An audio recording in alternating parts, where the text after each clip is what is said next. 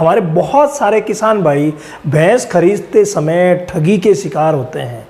उस समय उन्हें लगता है कि सब कुछ सही चल रहा है, जिस व्यापारी से, जिस बंदे से, जिस किसान से वो खरीद रहे हैं वही किसान उसके साथ धोखा कर सकता है। वो कभी भी सोचते भी नहीं है। लेकिन दुनियादारी है, सब कुछ जायज़ है, तो भाई ध्यान रखना, क्योंकि कुछ भी हो सकता है और एक धोखा आपको बहुत नीचे ले जा सकता है। आपने नया नया शुरू किया है, क्योंकि जब आप पुराने हो जाएंगे, अनुभवी हो जाएंगे, उसके बाद तो आप कभी धोखा खाएंगे ही नहीं।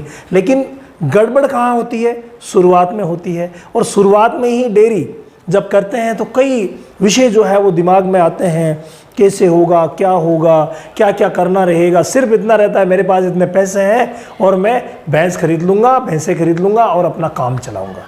लेकिन भाई जो ठगी होती है ना, उससे अपने आप को ज़रूर बचाइएगा।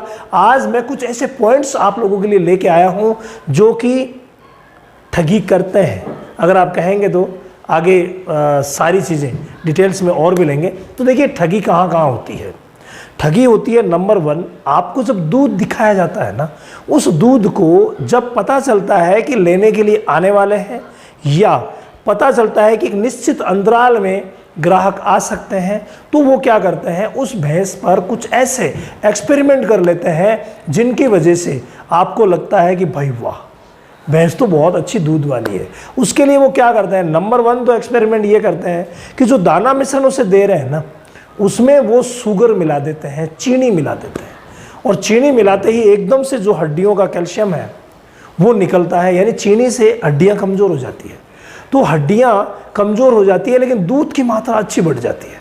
तो पहला काम वो चीनी खिला देते हैं, 2-3 किलो तक खिला देते हैं, आधा किलो सुबह शाम। तो उससे वो दूध जो है वो आपको बढ़ा हुआ नज़र आता है।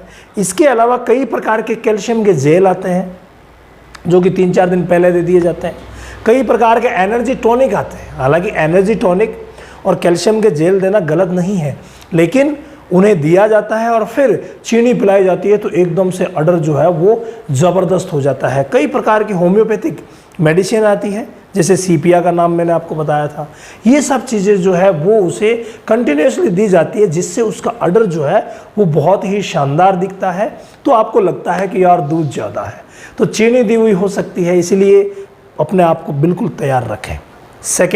सेकंड बात जो होती है वो होती है कि जब भी आप भैंस लेने जाते हैं तो वो क्या करते हैं, 1-2 टाइम का, ज़्यादातर एक टाइम का करते हैं, एक टाइम का दूध जो है वो निकालते नहीं है, दूध बचा लेते हैं, निकालते नहीं है। फिर जब आप देखने जाओगे, उन्हें पता है सुबह तो कोई आएगा नहीं, तो सुबह मत निकालो, शाम को ही निकालो। तो ये भी कई बार होता है कि आप जब दूध निकालने जाते हैं तो उस समय आपको दूध ज़्यादा दिखाया जाता है। तो जो पहले वाला मैंने बताया था उसका आपके पास कोई ख़ास उपाय नहीं है। खान पान का अगर आप ध्यान रख सकें वो तभी रख पाएंगे जब 1-2 दिन पहले आप वहाँ फार्म पर पहुँचेंगे, तब ध्यान रख पाएंगे, बाकी आप ध्यान नहीं रख पाते। समय वाली बात जो है वो इसका आप ऐसे कर सकते हैं, 1 या 2 टाइम अगर आप खुद दूध निकालते हैं उस भैंस का तो आप इस ठगी से बच सकते हैं। इसके अलावा जब भी दूध हम दूखे मतलब लेके आते हैं, दूध खुद निकालते हैं, तो थनों की खराबी से भी बच सकते हैं।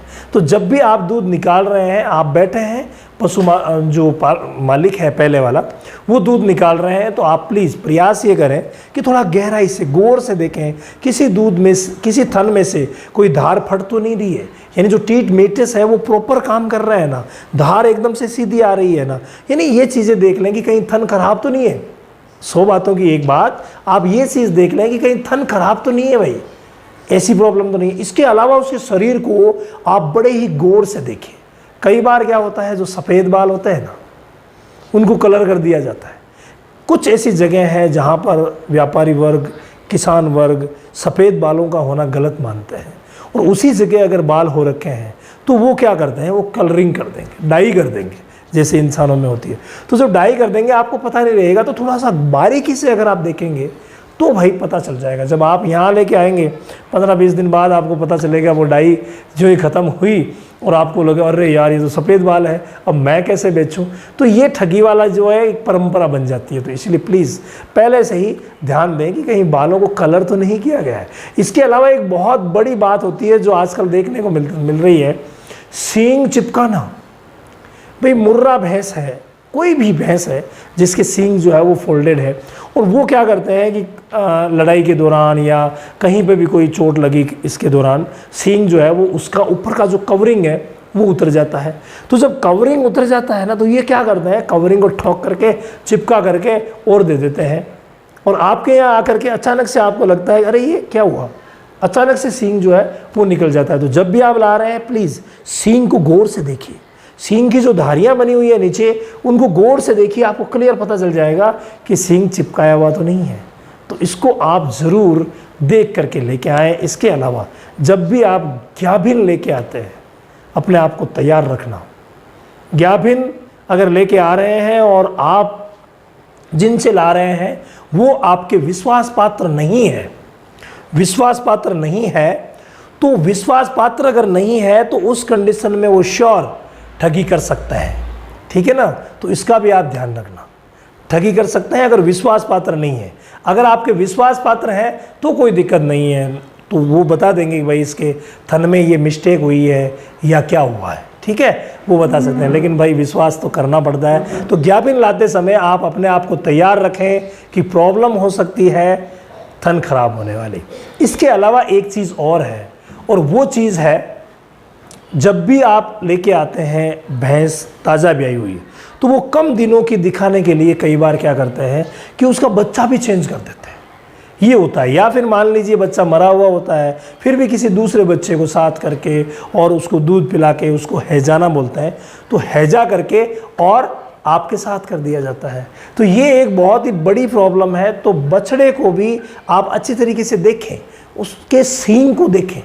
अगर आप इन सब चीज़ों से अनभिज्ञ है ना, तो मैं एक एक चीज़ को आपके लिए डिटेल से लेके आऊँगा, तो वो आप ज़रूर एक एक चीज़ों को नोट करते जाइए और इनको देखते जाइए। बछड़े की उम्र का हम बारीकी से कैसे पता कर सकते हैं, ये बहुत ही बड़ी बात है। जो भी व्यापारी भैंसे खरीदते हैं उन्हें नॉलेज है, लेकिन मेरा वीडियो उनके लिए है जो बिल्कुल नए हैं, और नयों में ही अक्सर ये गलतियां होती है। किसी के बहकावे पे आ जाते हैं, बिचौलिए जो होते हैं वो मिले हुए रहते हैं। देखिए मैं ये नहीं कहता कि सभी होंगे, सभी नहीं होते हैं, सभी नहीं होते हैं। कोई कह रहा है कि दुनिया चोर नहीं है, दुनिया के कुछ लोग चोर है। कई कहते हैं उस गांव में ज़्यादा, उस गांव में उस चोर बसते, चोर किसी गांव में नहीं बसते, लेकिन कुछ लोग होते हैं जो पूरे गांव को बदनाम करते हैं।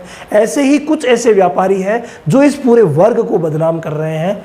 इसलिए प्लीज़ ट्रस्ट रखें, यहाँ पर कुछ नहीं, लेकिन हमें ऊपर जवाब देना है, इसका प्रॉपर आप ध्यान दें। प्रॉपर अगर आप अच्छी तरीके से काम करेंगे, अपने नीति पे रहेंगे, अपने दायित्वों को समझेंगे, तब आप आगे बढ़ पाएंगे। इसीलिए ठगी किसी को करनी नहीं है। ऐसा नहीं हो कि ये वीडियो देख करके ठगी शुरू कर दे। ठगी शुरू करने के लिए मैंने ये वीडियो नहीं बनाया है। मैंने ये वीडियो आपको आगाह करने के लिए बनाया है कि अगर आप नए हैं तो प्लीज़ ऐसी कोई भी गलती आपके साथ ना हो, पहले से ही सचेत रहें।